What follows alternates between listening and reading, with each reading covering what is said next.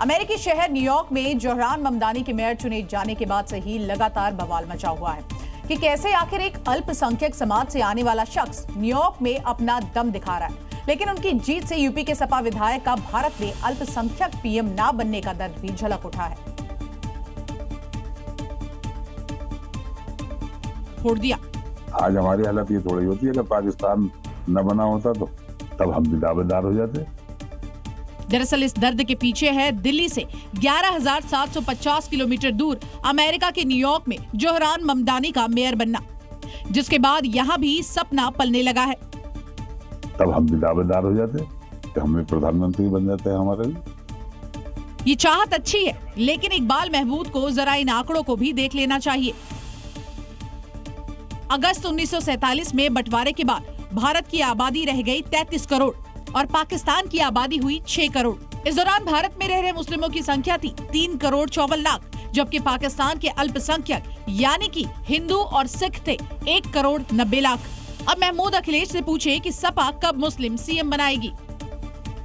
सपा विधायक इकबाल महमूद के इस विवादित बयान पर बवाल मचना शुरू हो गया है। इस विवादित बयान के बाद वो हिंदू ही नहीं बल्कि अब मुस्लिमों के निशाने पर भी आ गए हैं। बयान इकबाल महमूद साहब जो विधायक हैं उन्होंने दिया है, धर्म के आधार पर इस तरह से वो चाहते हैं कि एक ही धर्म का राज्य हो, ये उनका बहुत निंदनीय बयान है। आगे जो ये सांप्रदायिकता की बात है कि हमारा प्रधानमंत्री होता है, यहाँ तो जमहूरियत है, सेकुलरिज्म है, कोई भी प्रधानमंत्री हो सकता है। हमारे इलेक्शन में तो पब्लिक को गुमराह करेगा, गुमराह करने वाला बयान है। ये एक मजहबी और संकीर्ण बयान है। इसके बारे में इससे ज्यादा और कुछ नहीं कहा जा सकता कि जब आदमी की मजहबी सोच होगी, जब वो वसुधैव कुटुंबकम का मर्म नहीं समझता होगा, तभी इस प्रकार के घटिया बयान दे सकता है। छत्तीसगढ़ के कांकेर में कैंडल गैंग के खिलाफ अब मोर्चा खुल गया है। 1-2 नहीं बल्कि यहाँ 8 गांव के लोगों ने गांव की बॉर्डर पर बोर्ड लगा दिया है, जिसमें साफ तौर पर लिखा है कि गांव में पादरी और पास्टर का आना बिल्कुल मना है। ये उसी मोर्चाबंदी की तस्वीर है। बोर्ड पर चेतावनी में साफ लिखा है, पादरी और पास्टर का आना सख्त मना है।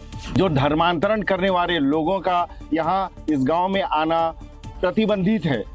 अब तक जिले के 8 गांव वालों ने कैंडल गैंग के खिलाफ युद्ध छेड़ दिया है, जो धीरे धीरे बढ़ता जा रहा है। इस गैंग के खिलाफ ग्रामीणों ने एक सभा भी बुलाई, जिसमें लोगों से ऐसे लोगों को रोकने के साथ ही संवैधानिक अधिकार के बारे में बताया।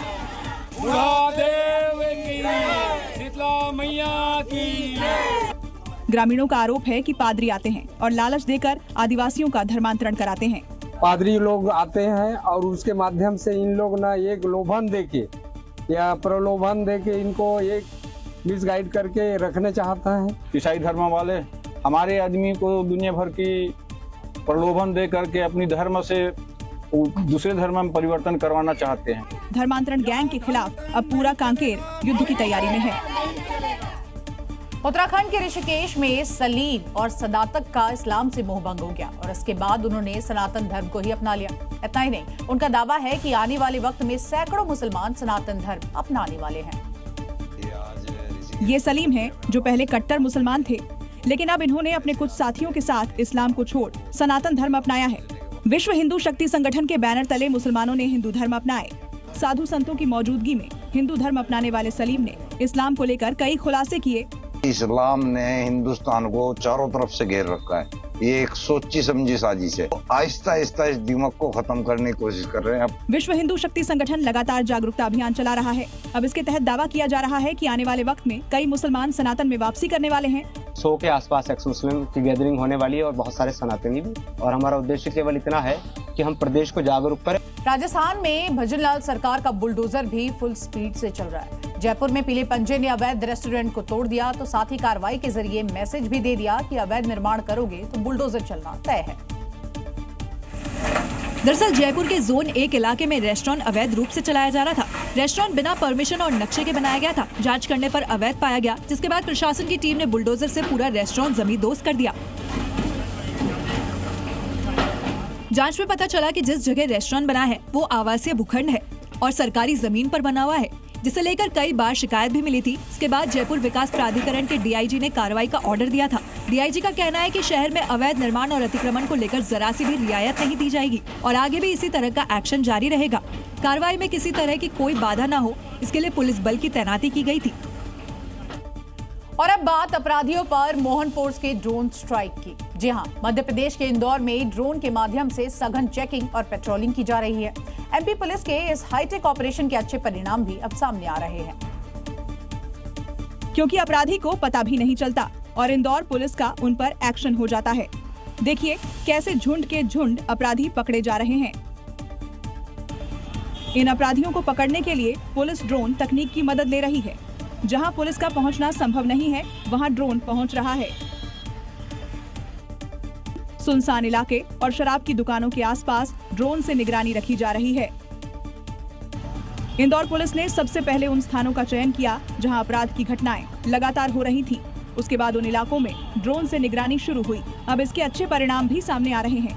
लगातार अपराधी पकड़े जा रहे हैं। पुलिसिंग में तकनीक के इस्तेमाल से काफी मदद मिल रही है। जरूरत है इंदौर के इस मॉडल को देश के दूसरे हिस्सों में भी लागू किया जाए। कभी शौक तो कभी आत्मरक्षा के लिए घरों में हथियार रखने का चलन शुरू हो रहा है।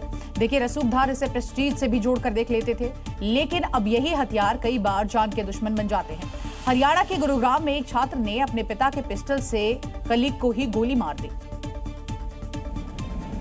गुरुग्राम के सेक्टर 48 स्थित इसी सोसाइटी में ये घटना घटी है, जहां दो दोस्तों ने मिलकर अपने एक दोस्त को गोली मार दी, जो अब जिंदगी और मौत के बीच जूझ रहा है। अस्पताल में गंभीर हालत में उसे एडमिट कराया गया है।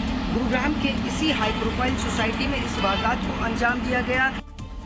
घटना की जानकारी मिलते ही पुलिस मौके पर पहुंच गई। घटनास्थल से एक पिस्टल, एक मैगजीन, 5 जिंदा कारतूस और एक खाली खोल बरामद हुआ है। पुलिस ने घर की तलाशी ली तो बॉक्स में एक मैगजीन और 65 जिंदा कारतूस भी बरामद हुए हैं। घटना को अंजाम देने से पहले आरोपी छात्र अपने दोस्त के साथ घूमने गया हुआ था। लौटकर फ्लैट पहुंचने पर किसी बात पर बहस हुई और उसने अपने पिता की लाइसेंसी पिस्टल से दोस्त को ही गोली मार दी।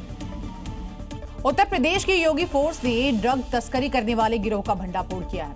कार्रवाई के दौरान पुलिस ने यहां पर 2 करोड़ से ज्यादा का कैश भी जब्त किया, जिसे गिनने के लिए पुलिस को नोट गिनने वाली मशीन मंगानी पड़ी।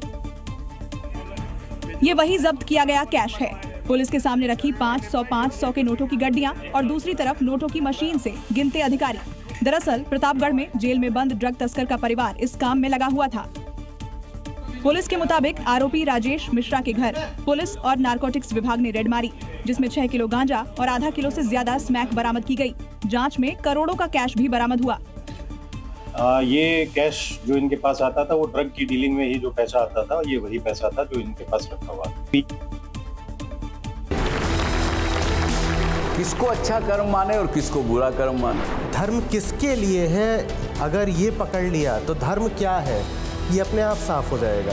क्या आप भी सहमत हैं कि कर्म ही धर्म है?